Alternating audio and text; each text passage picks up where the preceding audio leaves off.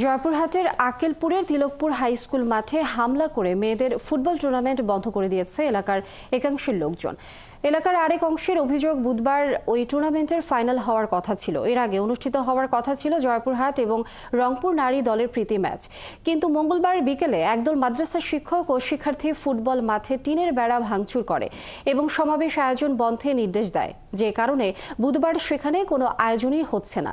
মোজাম হোসেনের তথ্যছবিতে প্রতিবেদন।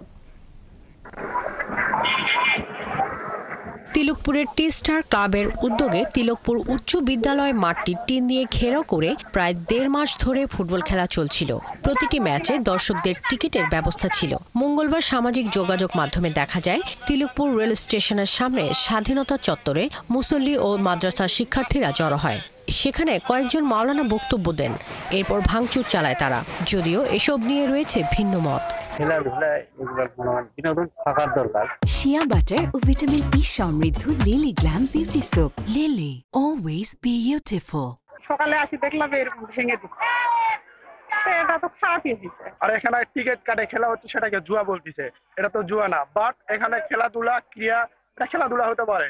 একজন মাদ্রাসা শিক্ষক জানান, এই আয়োজনে মেয়েদের পর্দা প্রথা নষ্ট করছে।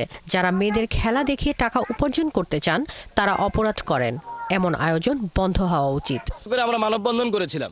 সেই মানববন্ধনে এই খেলা কমিটি এই সিদ্ধান্ত নিয়েছিল যে নারীদের দ্বারা কখনো এখানে আর খেলাধুলা হবে না।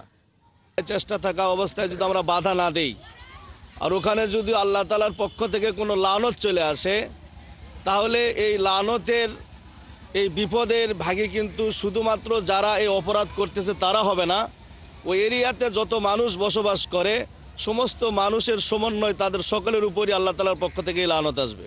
আক্কেলপুর থানার ভারপ্রাপ্ত কর্মকর্তা জানান, তিলকপুরের মাঠে খেলা নিয়ে এখনো থানায় কোনো অভিযোগ নেই। তবে ভাঙচুরের খবর পাওয়া মাত্র ঘটনাস্থলে পুলিশ পাঠানো হয়েছে। পরিস্থিতি স্বাভাবিক রাখতে নেওয়া হয়েছে সতর্ক ব্যবস্থা। আমরা আইনগত ব্যবস্থা নিব। খেলার বিষয়টা আসলে সিদ্ধান্তের বিষয়, ইউনো অফিসে দুই পক্ষ বসার কথা, বসলে যদি সমঝোতা হয় তাহলে খেলা চলবে। এটা নিয়ে উপজেলা প্রশাসন বলছে, বিষয়টি জানতে পেরে সমাধানের জন্য উভয় পক্ষকে ডাকা হয়েছে। এরপর না মানলে নেওয়া হবে আইনি ব্যবস্থা।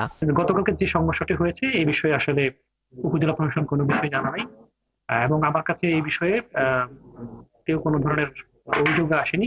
ঘটনা ঘটার পরে ফেসবুকের মাধ্যমে আমি আসলে জানতে পারি যে বিষয়টা আসলে এই ধরনের কোনো একটা ঘটনা ঘটেছে। বুধবারের খেলা বন্ধ থাকলেও এলাকায় চাপা আতঙ্ক রয়েছে। এলাকার লোকজন এ নিয়ে শান্তিপূর্ণ সমাধান চেয়েছেন। শাকিলা শম্পা, ৭১।